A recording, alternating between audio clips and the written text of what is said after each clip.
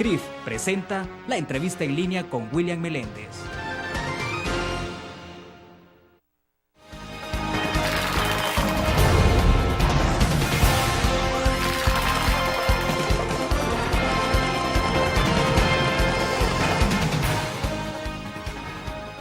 Martes 13 de septiembre de 2011, bienvenidos a la entrevista en línea. Un abrazo a quienes nos acompañan en nuestro país y el mundo a través del www.laprensagráfica.com y a nuestros televidentes que están con nosotros en Canal 25 a las 9 de la noche. Pueden enviar sus comentarios y participar en la entrevista de este día. Con nuestro invitado queremos hablar de dos temas muy importantes: la violencia que está dejando su huella de dolor en los estudiantes. En lo que va del año, más de 100 estudiantes han sido asesinados, pero el subdirector de investigaciones ha dicho ayer en este espacio que no se trata de una acción dirigida a los jóvenes por su condición de estudiantes. Además, abordaremos las exigencias de algunos maestros agrupados en bases magisteriales. Está con nosotros en nuestros estudios Felipe Rivas, vicepresidente de la Fundación Innovaciones Educativas de Centroamérica, FIECA, en estudio. Felipe, bienvenidos, un gusto. Un gusto y gracias nuevamente por la invitación. Bueno, queremos entrar con el tema de las protestas desarrolladas el día de ayer por bases magisteriales. Justamente ayer se hicieron un paro, también hicieron una marcha en la capital y de alguna forma han logrado reunir y cada vez más se están reuniendo más adeptos. Parece que hay más docentes, más maestros interesados en participar en esas actividades, lo que no habíamos visto desde hace bastante tiempo. Vamos a ver si es posible mostrarles a ustedes la historia de lo que ocurrió el día de ayer. Creo que vamos a ver si estamos listos entonces para que veamos esa historia.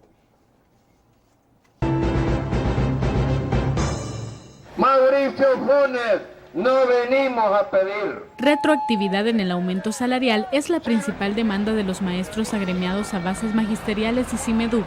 Nuestras luchas quieren parar. Los docentes marcharon este lunes desde diferentes puntos del Gran San Salvador, con el fin de ser escuchados por las autoridades del Ministerio de Educación y de Hacienda para negociar sus peticiones. Pese a todas las amenazas que hizo el presidente Mauricio Funes, el vicepresidente de la República y ministro de Educación, las 14 direcciones departamentales del ministerio que lanzaron una campaña de miedo, de terror en las escuelas, ustedes pueden ver aquí a través de las imágenes que somos miles y miles de maestras y maestros los que vamos en las primeras dos marchas. Los maestros advierten que tomarán otras acciones, como el paro de labores y cierre de fronteras para presionar al ministro de Educación.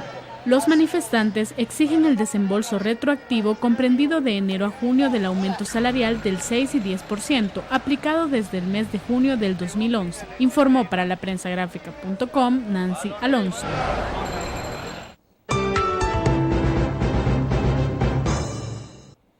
Bien, lo que vimos entonces es la historia que preparó Nancy Alonso el día de ayer en el marco de esa protesta organizada por bases magisteriales.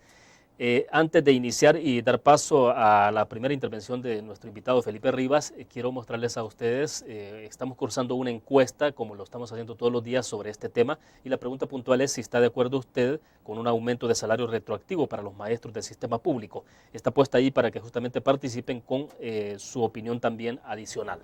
Bueno, dicho esto, entramos entonces con Felipe Rivas. Felipe, conocer un poco tus primeras impresiones en torno a estas protestas que se están agudizando. Tal parece, como lo decíamos, que están tomando más fuerza, pero vamos al fondo de las demandas y las peticiones. ¿Cuál es tu opinión? Bueno, el punto central aquí es, y lo hemos insistido en diferentes oportunidades de análisis, es la dignificación docente. La dignificación docente que tenga una visión más integral e integradora de desarrollo, orientado a la calidad de la educación de este país. Lo que sucede es que cíclicamente siempre lo que se visibiliza más y lo que la sociedad enfrenta son demandas de tipo salarial, y que es lo que está a la orden del día, agudizados por una serie de medidas un poco halagüeñas en tanto que se violenta un derecho adquirido, y es el artículo 34 de la ley de la carrera docente, donde explícitamente se mandata al Ejecutivo a garantizar el aumento del 6% que fue generalizado para el sector público. Y eso está en la ley, ese es un cumplimiento de ley, y creo que ahí fue una mala estimación de presupuestos y de proyecciones. Eso es vital, sobre todo en este país, que lo que necesitamos es fortalecer la institucionalidad del Estado. y en la medida que el mismo Ejecutivo no considera o integra en la mesa esto de manera coherente, desde su primer momento empieza a generar el tensionamiento. ¿Esto qué ha permitido? Pues que al final de cuentas también las gremiales se revitalicen, porque en el fondo aquí hay pesos y contrapesos. Lo que había sucedido en los últimos años es que el magisterio y las gremiales no gozaban de mayor representatividad y habían entrado en un ciclo de bastante deterioro, centrado siempre en salarios, pero sin una presencia territorializada y sin una capacidad de convocatoria. Esta realidad está llevando a que ellos recuperen esa dinámica, puedan expresar algunas manifestaciones que hace muchos años no lo lograban y además acumular. Eso les da un posicionamiento también de negociación, de diálogo, de negociación. Lo triste sería que el país, ese gran acumulado, tanto de las posiciones oficiales como de las posiciones gremiales, no vayan orientados a un enfoque calidad, porque esa sería la mayor pérdida que nosotros podríamos tener como nación. Ahora bien, si asumimos esto como una lógica normal de cualquier país tradicional, sí. Yo mencionaba, por ejemplo, en la presentación que hicimos de desafíos educativos, que precisamente cuando estábamos presentando eso y cuando se hablaba de la demanda aquí de los maestros, en España se estaba precisamente en una demanda parecida, digamos, en términos de las horas clase. O sea que la presión en torno a la educación y a la exigencia, a la demanda por mejores calidades y condiciones es normal. Claro.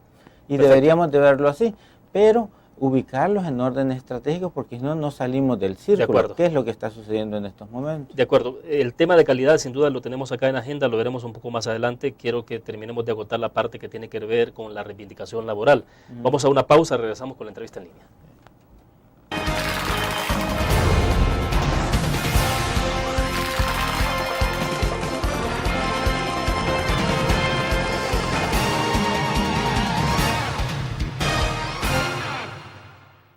¿Qué te parece si este año descubres nuevos destinos?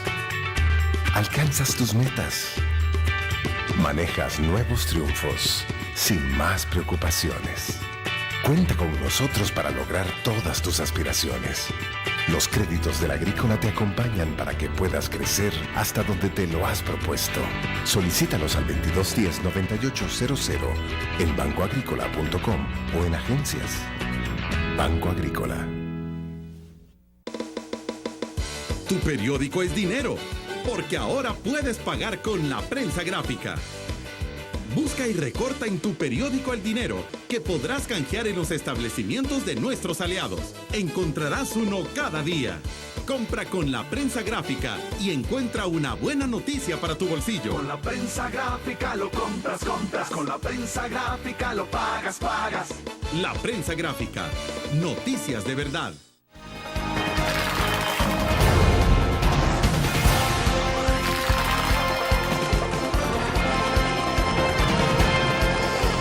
Está con nosotros en nuestros estudios Felipe Rivas Villatoro, él es vicepresidente de la Fundación Innovaciones Educativas Centroamericana, FIECA.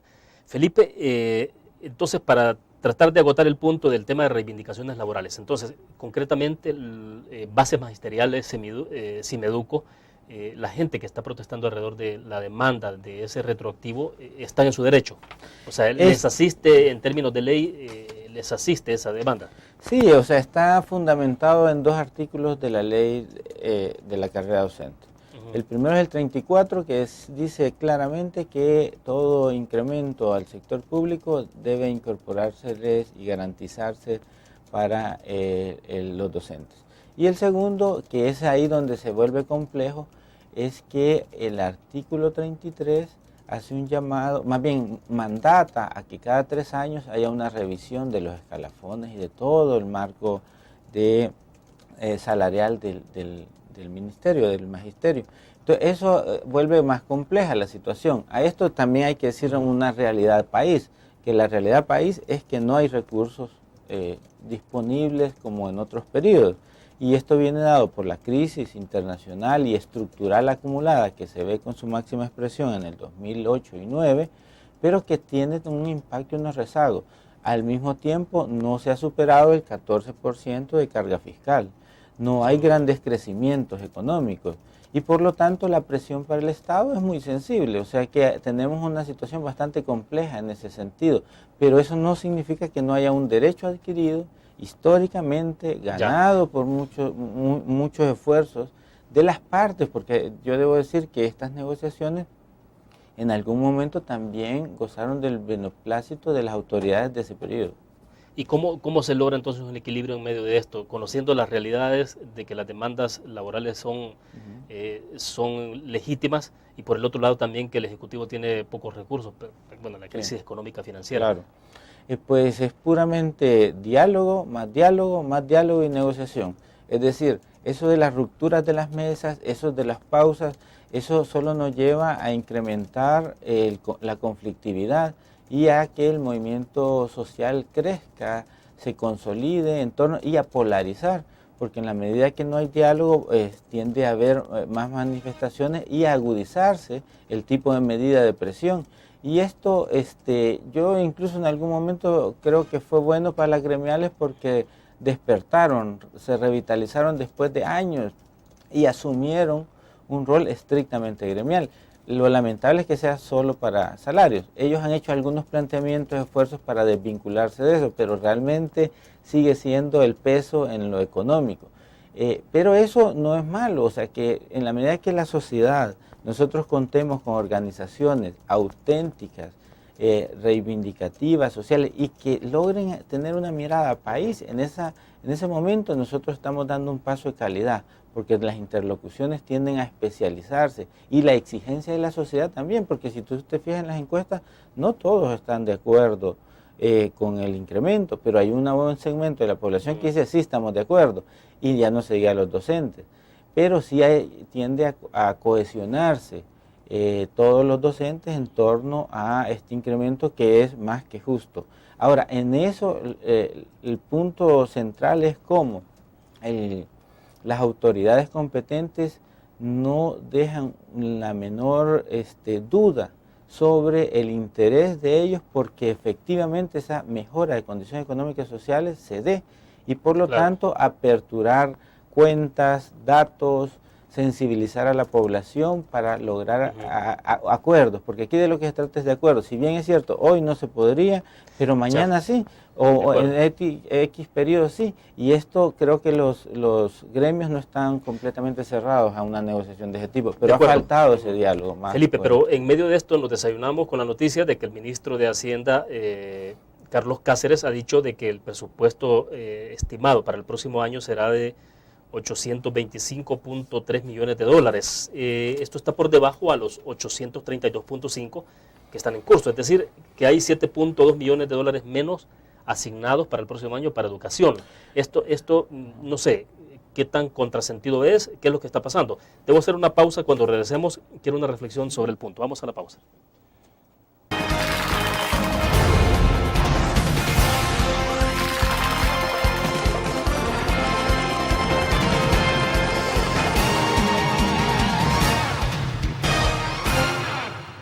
¿Qué te parece si este año estrenas ilusiones? Descubres nuevos destinos. Construyes tu futuro sin más preocupaciones. Cuenta con nosotros para lograr todas tus aspiraciones. Los créditos del Agrícola te acompañan para que puedas crecer hasta donde te lo has propuesto. Solicítalos al 2210-9800 en bancoagricola.com o en agencias. Banco Agrícola.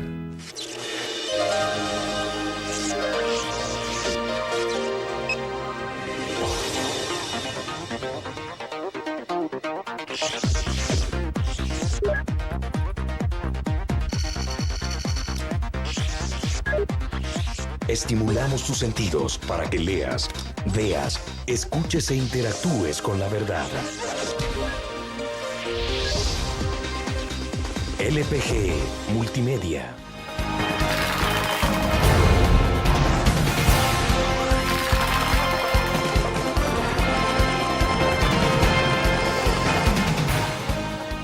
Bueno, la interrogante planteada en el segmento pasado tiene que ver entonces con la decisión del ministro de Hacienda de enviar un presupuesto para educación para el próximo año con 7.2 millones de dólares menos.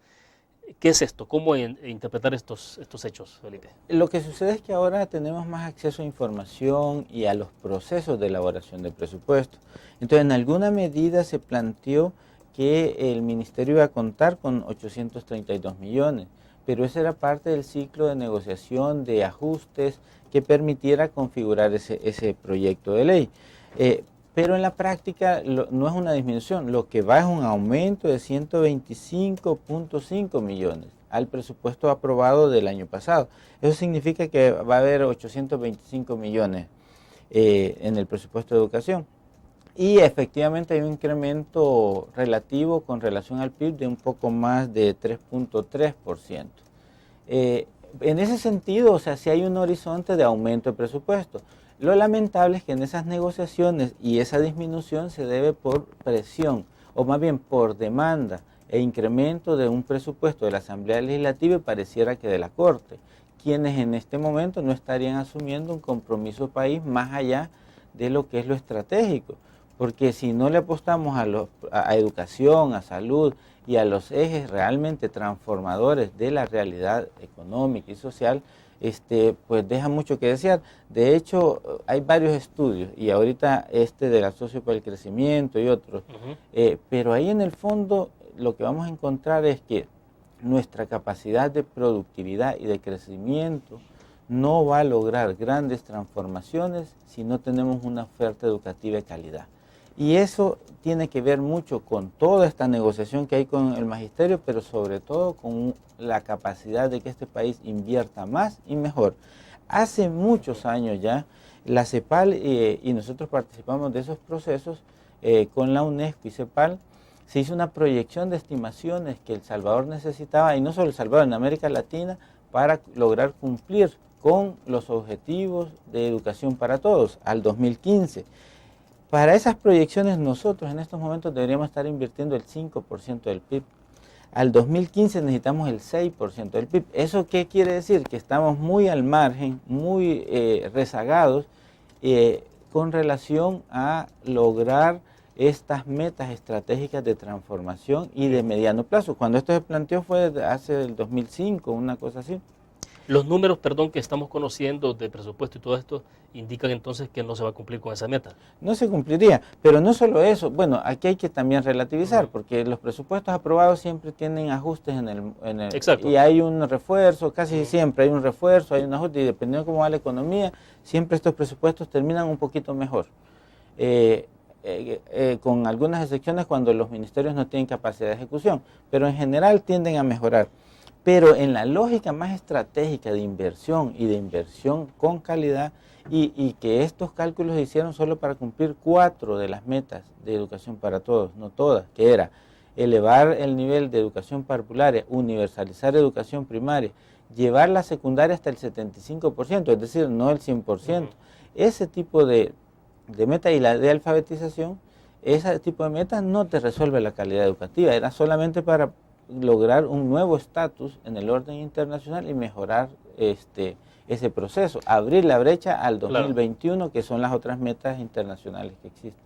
Ahora, Felipe, ¿y será que es posible que en medio de estas demandas, estas reivindicaciones laborales que ya vimos, son justas, son legales, legítimas, no se está llevando a la par toda la discusión que tiene que ver con la calidad, el elemento que introducías hace algunos minutos, pero que me interesa que desarrollemos? Porque tengo la impresión, y por lo que uno observa en términos periodísticos, que solo se insiste nada más en aumento salarial, que es válido desde luego, pero el punto es cuánto compromiso se asume en mejorar la calidad educativa, y que tiene que ver con lo que mencionabas en el segmento pasado, del impacto que eso tiene sobre el desarrollo económico y social del país. Precisamente ese es el gran déficit en todas las negociaciones que hemos tenido de salariales, que no se estructura en ese marco, yo insisto, estratégico, porque este marco estratégico te debería llevar a configurar una política de Estado, que independientemente de los vaivenes políticos partidistas o los vaivenes políticos de gabinete, logre fundamentar una estrategia de desarrollo educativo centrado en la calidad.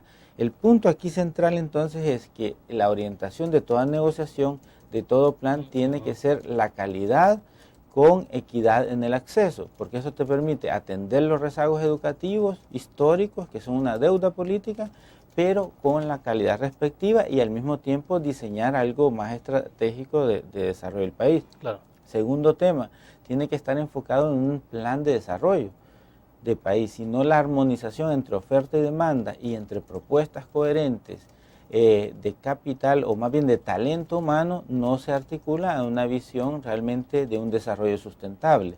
Ese es otro elemento que tiene que quedar muy claro en eso. Entonces, para eso se requiere una nueva institucionalidad, invertir más y mejor y dignificación docente. Si el docente no está comprometido y no es un docente efectivo en el aula y en su compromiso, no se logra la transformación de la calidad educativa.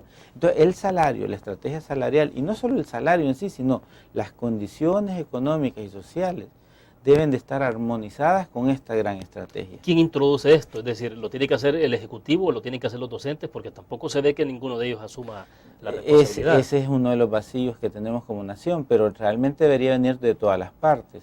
Ahora bien, el encargado de hacer este liderazgo es el Ministerio de Educación y el Ejecutivo en su conjunto. Yo te voy a decir, las grandes transformaciones normalmente vienen de casa presidencial, vienen de los presidentes como estadistas y como un enfoque más delegado, porque no es sencillo. Cuando vos vas a plantear una serie de estas demandas, encontrás una serie de trabas legales que solo el Ejecutivo puede desentrampar en los procesos de negociación. Pero muchos porque está condicionado. El ministro de Educación podrá ser muy bueno, excelente y plantear que todos los maestros ganen, pero al final tiene un techo presupuestario que se lo marca Hacienda, y Hacienda con base a una realidad económica y a prioridades de sectores. Entonces ahí viene todo el proceso de negociación y de la prioridad que el Estado le da a la educación para estas grandes transformaciones. Muchos de los fenómenos que estamos enfrentando es producto de esa baja inversión y de ese bajo compromiso por la calidad de la educación. Bueno, vamos a hacer otra pausa. Cuando regresemos, me interesa que conversemos un poco sobre todo este tema de reforma educativa en términos integrales. ¿Qué está pasando con esto? O sea, ¿qué tanto se ha desplazado esa discusión y esa intención? Vamos a la pausa.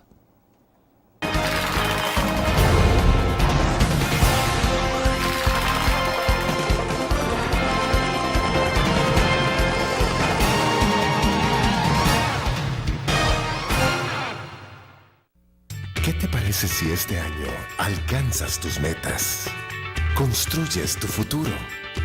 Enfrentas nuevos retos sin más preocupaciones. Cuenta con nosotros para lograr todas tus aspiraciones. Los créditos del Agrícola te acompañan para que puedas crecer hasta donde te lo has propuesto. Solicítalos al 2210-9800 en bancoagricola.com o en agencias. Banco Agrícola.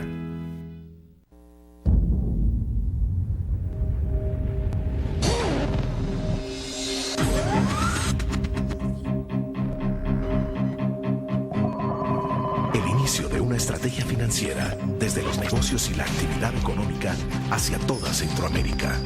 El Economista Regional, una revista especializada donde encuentras el panorama empresarial y los principales movimientos financieros. El Economista, el modelo regional de información económica.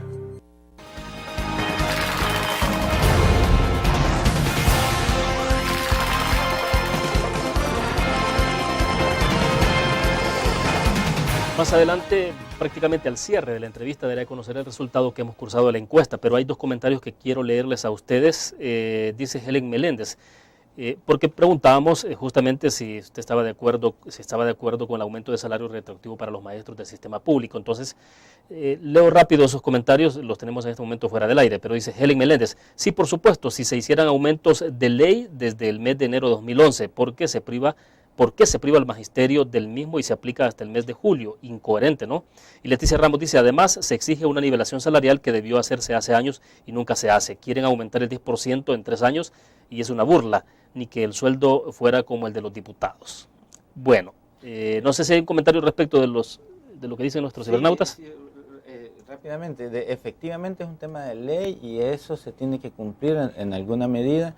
Y no puede haber negociación fácil en este tema, porque es violentar el marco jurídico y eso violenta la institucionalidad. Pero por otra parte es importante ver esto en perspectiva, porque son dos tipos de negociación. El cumplimiento de ley en ese término y el cumplimiento de ley en la negociación de los nuevos escalafones y del aumento progresivo. Históricamente nunca han negociado menos del 10% en los aumentos cada 3 años. Y esos normalmente han venido marcados por precisamente la inflación y otros, pero en el fondo siempre fue deterioro del salario docente, de cómo se había planteado.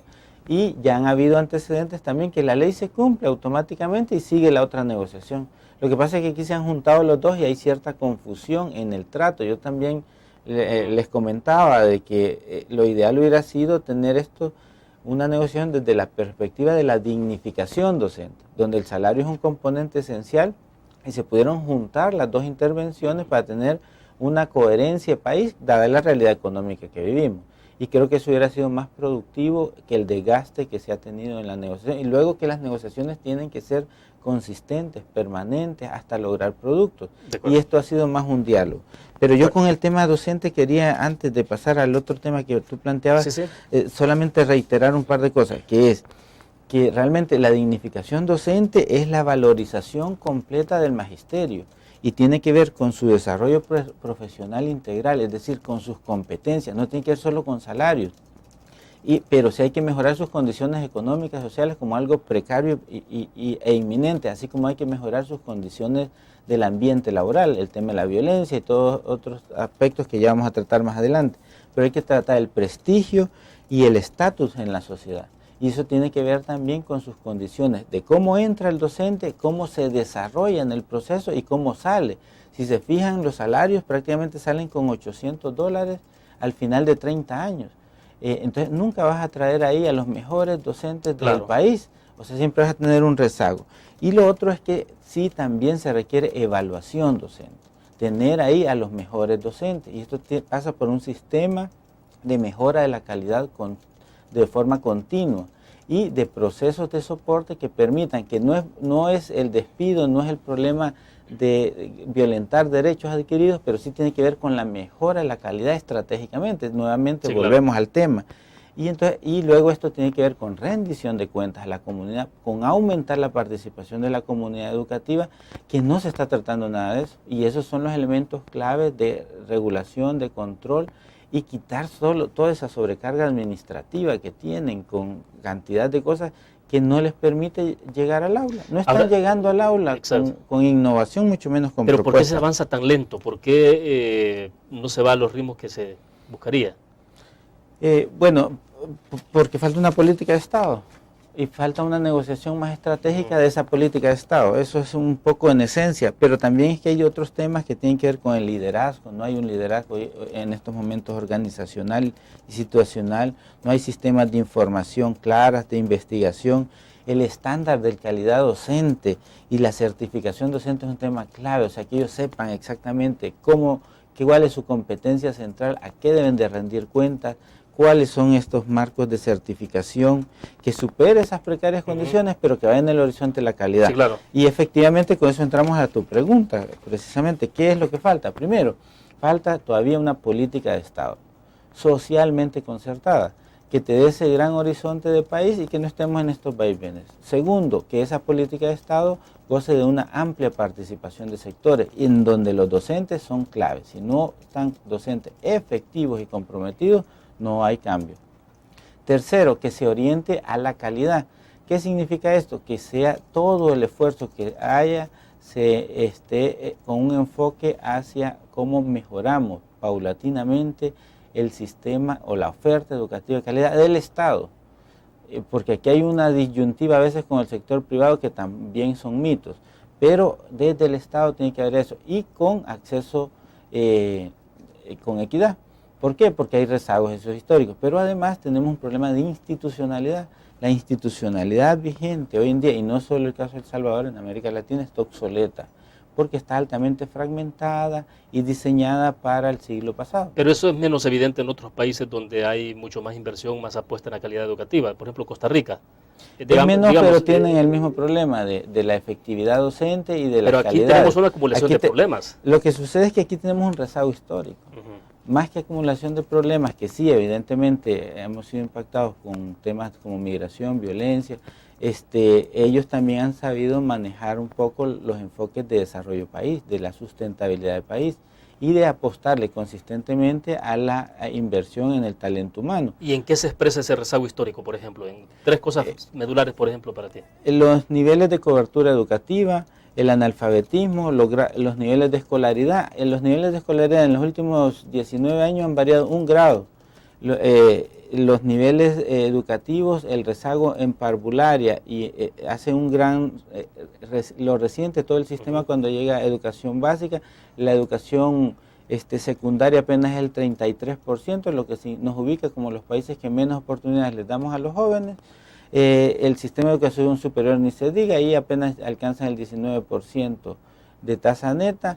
Es decir, la estructura piramidal no permite crecer, pero además la calidad de la educación, todo está muy claro, todos los resultados de calidad nos indican que estamos certificando conocimientos y competencias que no las tiene el estudiante. Perfecto, vamos a hacer otra pausa comercial. Me interesa que pasemos al otro tema que tiene que ver con la situación de violencia que está afectando a los estudiantes en este país. Vamos a la pausa.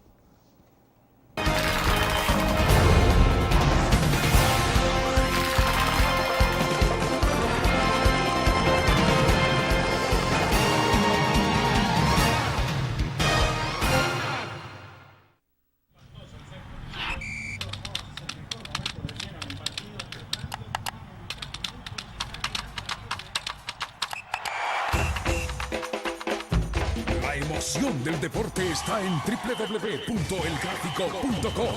Ingresa al nuevo escenario deportivo y descubrí toda la pasión del deporte. Fotos, videos, fichas y resultados de las mejores ligas del mundo. Elgráfico.com. Conectados por deporte. Blur. La revista más innovadora y moderna de todos los tiempos. Única en su estilo, creativa. Un espacio exclusivo y reservado de entretenimiento y diversión, llevada al máximo. Blur. Time Out, Movie, lo mejor de la cartelera. Art. Shopping, la guía de la moda. Go, viajes cortos fuera de la ciudad. Blur.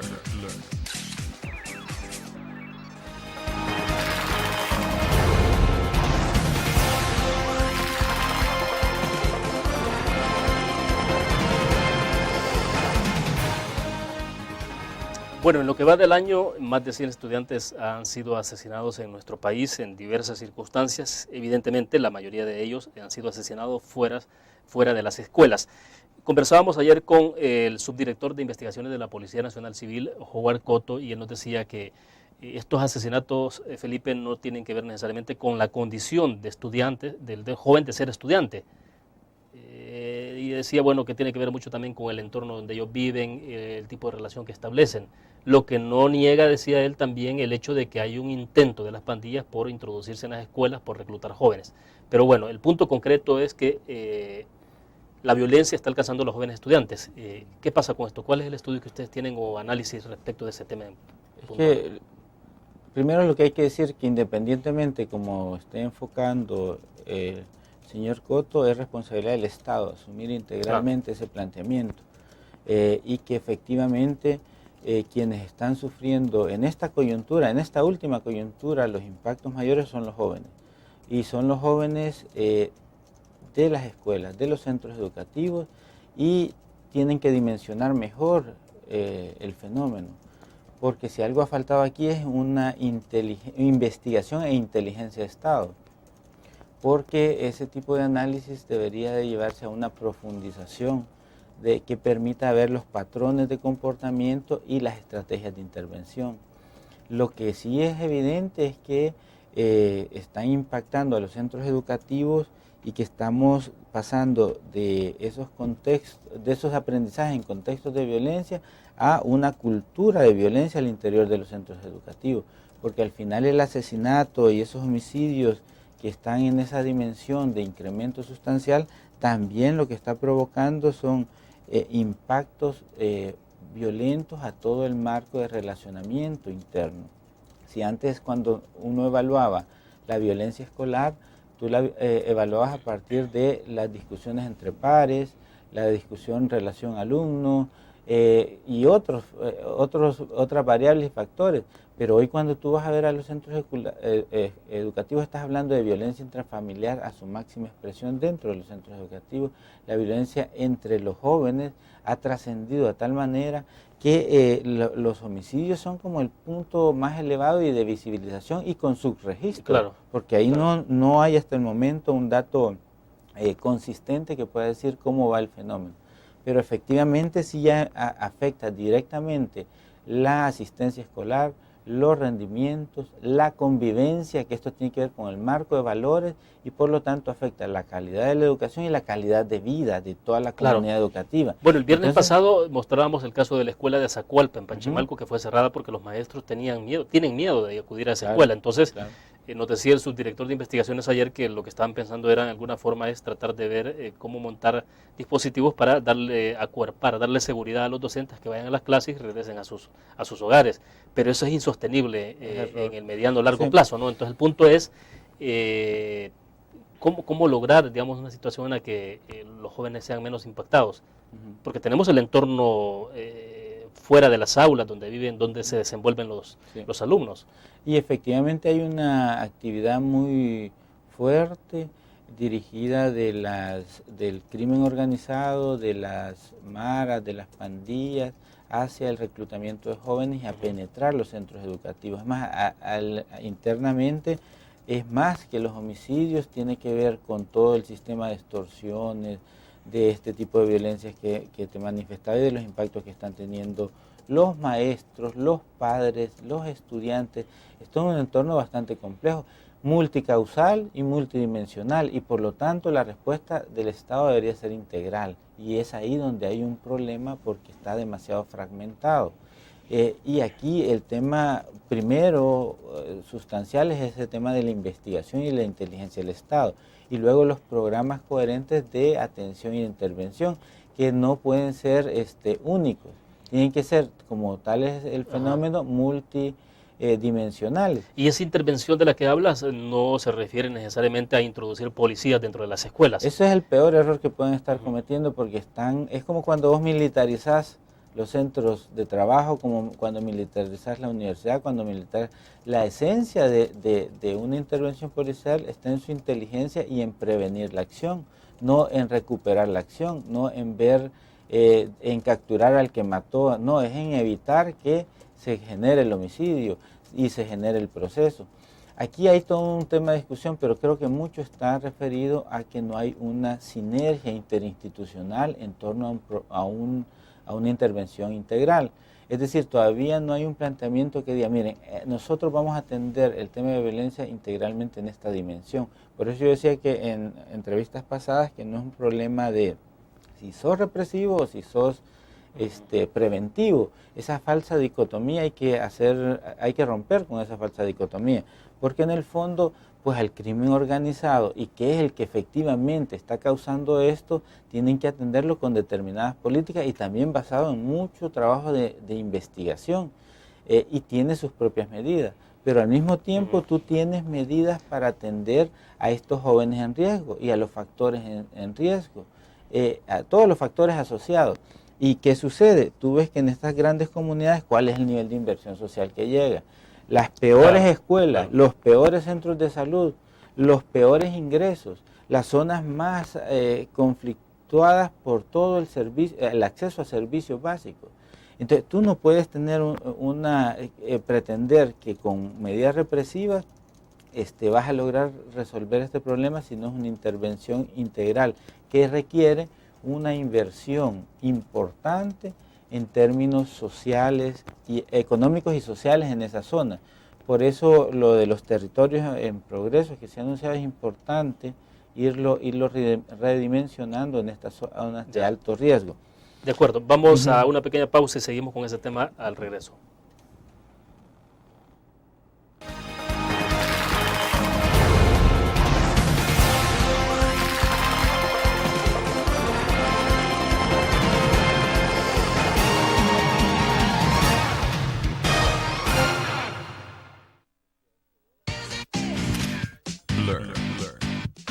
La revista más innovadora y moderna de todos los tiempos.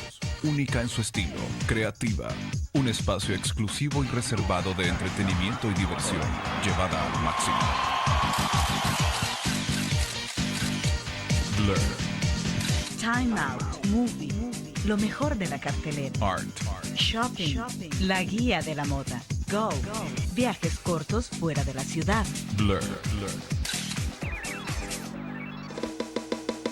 Tu periódico es dinero, porque ahora puedes pagar con la prensa gráfica. Busca y recorta en tu periódico el dinero que podrás canjear en los establecimientos de nuestros aliados. Encontrarás uno cada día. Compra con la prensa gráfica y encuentra una buena noticia para tu bolsillo. Con la prensa gráfica lo compras. Con la prensa gráfica lo pagas. La prensa gráfica. Noticias de verdad.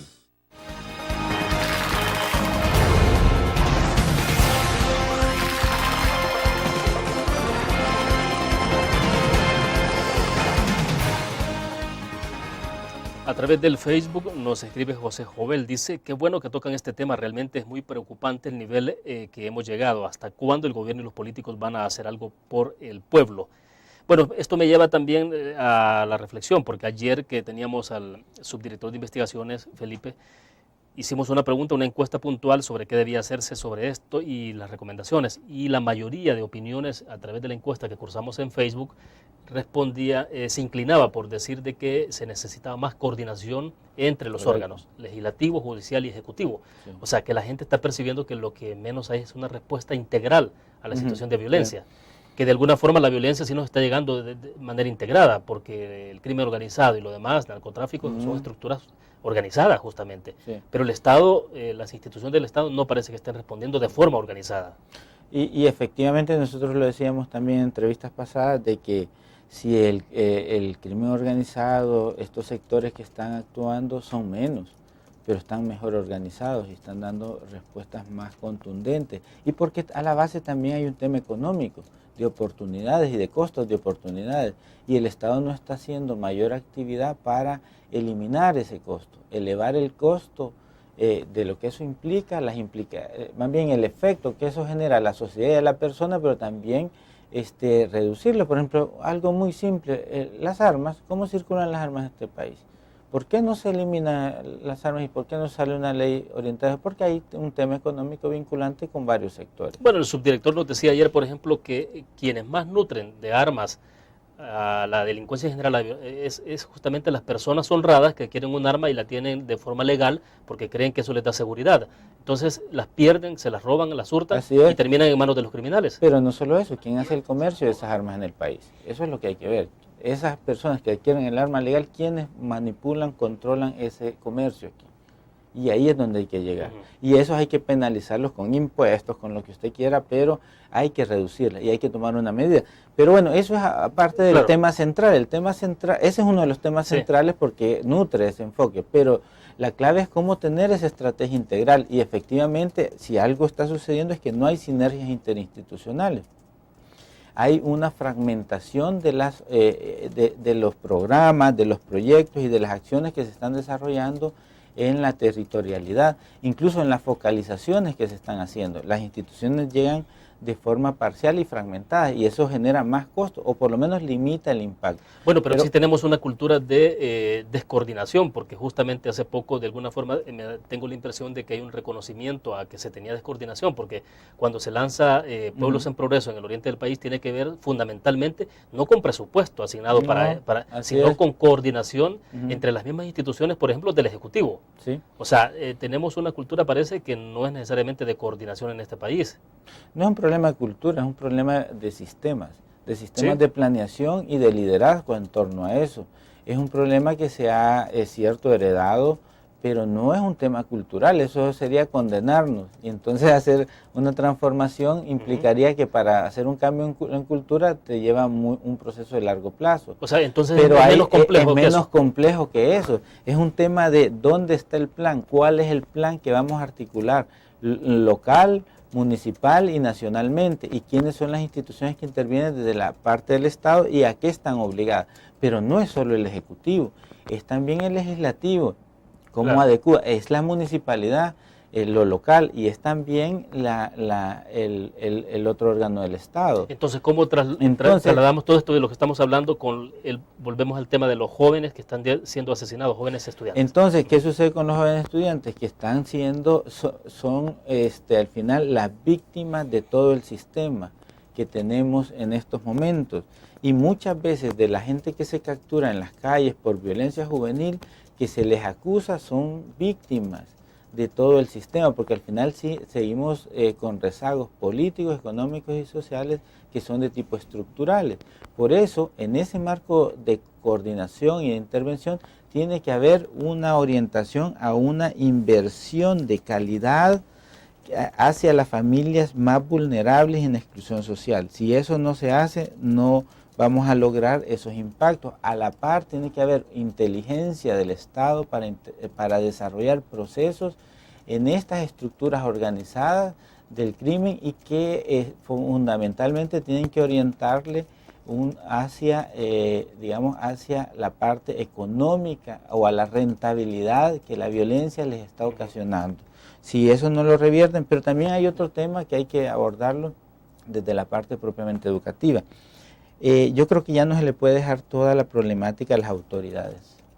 Tiene que haber más una participación activa y dinámica de todos los sectores sociales.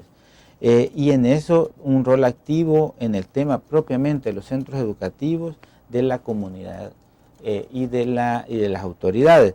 ¿Por qué? Porque hay mecanismos que han funcionado en los otros países, como son las redes de aprendizaje alternativo, el diálogo de saberes y las acciones coherentes desde lo local, es decir, exigir a los gobiernos, a la localidad, a las comunidades mayor participación, pero también exigir liderazgos para estas transformaciones. Pero sí hay mecanismos que, como lo comentábamos, en Colombia, en Brasil, han tenido resultados, pero han sido intervenciones integrales. De acuerdo, vamos a la última pausa comercial. Al regreso les mostramos a ustedes la encuesta que cursamos y el resultado de lo que opinan nuestros cibernautas y televidentes. Vamos a la pausa.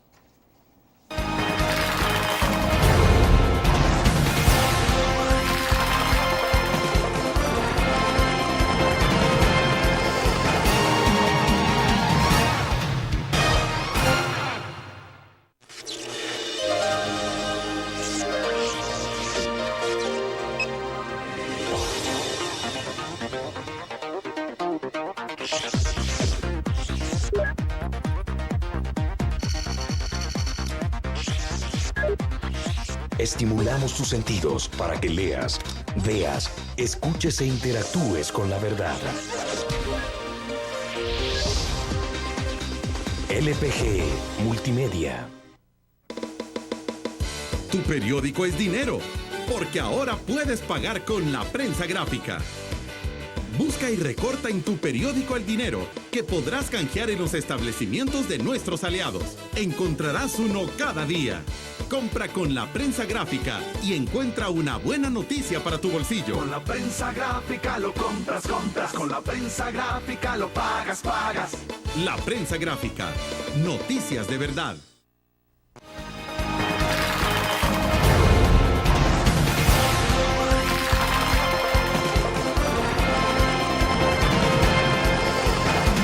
Bien, quiero mostrarles a ustedes al cierre de la entrevista el resultado de la pregunta que cursamos a través de Facebook. Dice si está de acuerdo usted con un aumento del salario retroactivo para los maestros del sistema público. Tiene ahí los resultados. 7 personas dicen sí porque es de ley y se lo merecen. 7 personas más también votaron porque dice no, antes debe mostrarse eficiencia. Y hay que apostarle a la calidad de la educación. 0 votos, pero dice el país no tiene condiciones financieras, 3 votos. Pero bueno, la mayor parte de las opiniones se inclina porque es una cuestión de ley, se lo merecen, pero también otros dicen de que es importante que se muestre antes eficiencia. Felipe. Efectivamente, yo creo que las dos están referidos a lo mismo. Se lo merecen, tiene que ser, pero orientado a docentes efectivos y competentes que logren transformaciones en la calidad educativa, en los aprendizajes y en el desarrollo de este país. Yo creo que eso es importantísimo. Yo creo que al final, y vinculado esto con las condiciones que enfrenta la comunidad educativa, de lo que se trata es de romper el círculo de la violencia y de romper con el rezago educativo. Y esto implica responder también estratégicamente, trabajar en un cambio cultural de construir los aprendizajes de violencia y por supuesto dar esperanzas a la juventud y a la sociedad, pasar de las promesas a la acción. Ya, pero bueno, sí hay posibilidades de responder a esto, es decir, hay esperanza en medio de todo esto, Felipe. Precisamente por eso decía, ¿cómo pasamos de la esperanza a la acción de esas promesas a una estrategia coherente de desarrollo? Sí ya hay algunos programas incipientes que están desarrollando varias instituciones. Lo que pasa es que en estos momentos todavía se manejan como piloto y se manejan solo el 0.4% de los centros educativos, pero hay plena conciencia, hay incluso coherencia. Por ejemplo, cuando tú ves los resultados de NADE 2011, cuando tú ves las acciones de sociedad civil, los planteamientos de la escuela de tiempo pleno, hay una configuración que puede llevar perfectamente a este enfoque estratégico, pero falta diálogo, falta negociación, falta concertar y falta sinergias interinstitucionales y un decidido apoyo presidencial por la inversión social coherente y consistente en todas esas zonas de riesgo. Es decir, cuando tengamos esas cosas, entonces se podrá dar una respuesta integral. En esa medida podemos ir avanzando, nada se llega de una vez, sino en esa medida podemos ir avanzando y sobre todo dar esperanzas a la juventud. O sea, no es fácil porque tal parece que el problema ha ido creciendo con más velocidad de la capacidad de respuesta, eso es evidente. Sí. Puede llevar mucho tiempo esto también, o sea, no va a ser tan inmediato. No va a ser tan inmediato por el contexto y por la capacidad organizativa que tiene el crimen organizado y la penetración que ha hecho de las instituciones del Estado. Sin embargo, en la medida que haya más exigibilidad por parte de la comunidad y mayor participación, la cosa puede variar. Me decías el caso de lo que pasó en las favelas en Brasil, lo que ha pasado en Colombia, en Medellín, sí, por ejemplo, o sea, que sí se puede superar esta situación. Se puede superar, simplemente necesita liderazgo político, compromiso de la comunidad educativa, de la comunidad en su conjunto y decisiones de inversión y de estrategias integrales. Poco a poco nosotros podemos lograr estas transformaciones, sobre todo cuando se dan esto. Y quizás aquí algo que afecta mucho es todavía que seguimos manejando marcos muy polarizantes, que se bloquean simple y sencillamente por enfoques partidistas coyunturales que no saben que lo que están abonando es al deterioro de las condiciones económicas y sociales del país y a generar poca competitividad. Cuando deciden invertir menos en educación, cuando a estas alturas ya debería estar en el 5%, están decidiendo un rezago estratégico del desarrollo sustentable de este país. Ese tipo de mentalidades son las que debemos de trabajar y cambiar. Pero yo creo que esperanza sí hay, y precisamente ese debe ser el mensaje, porque hay programas diversos que son poco visibilizados por los medios, pero que han logrado contener bastante el ritmo de crecimiento. Si no existieran esos programas en estos momentos, la situación fuera más compleja. Y por lo tanto hay esperanza de poder hacer esas transformaciones y hay que exigir más y hay que autoexigirnos para poder lograr esa transformación.